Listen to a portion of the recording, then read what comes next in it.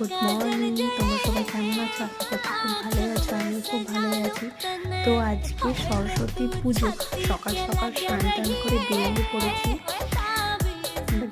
বেরোচ্ছি যাওয়ার জন্য, পুষ্পাঞ্জলি দেওয়ার জন্য।